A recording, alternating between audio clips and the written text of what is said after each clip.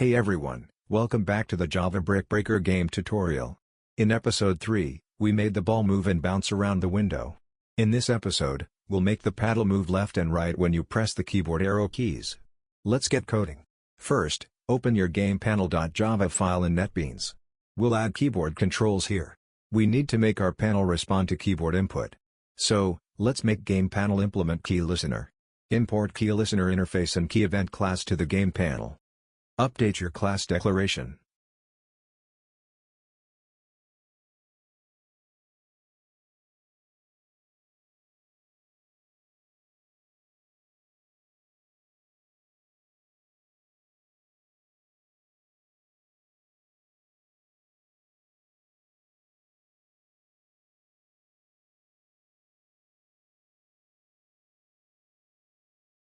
Next, add the required methods for the keyListener interface.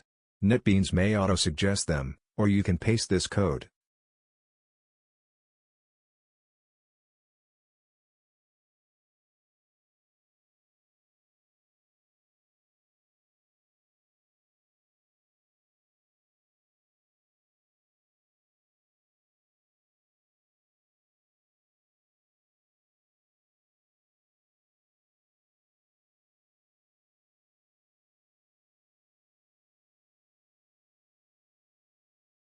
This checks if the right or left arrow keys are pressed, and moves the paddle accordingly while making sure it stays within the screen.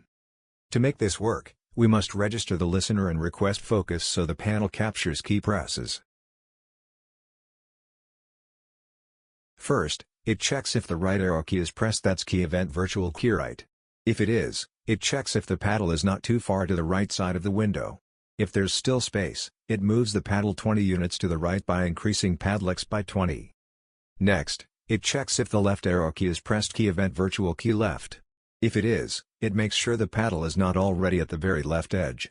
If there's room to move left, it decreases paddlex by 20, moving the paddle to the left.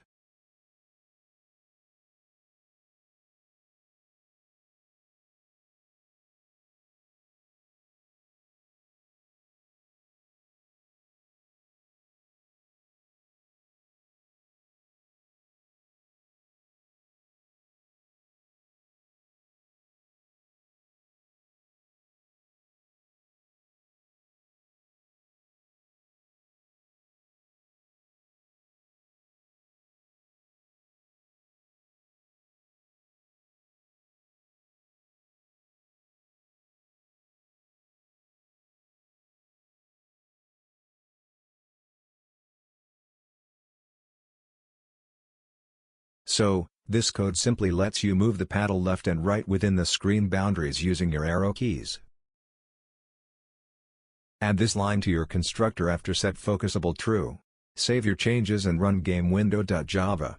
Try pressing the left and right arrow keys, the paddle should move smoothly within the window.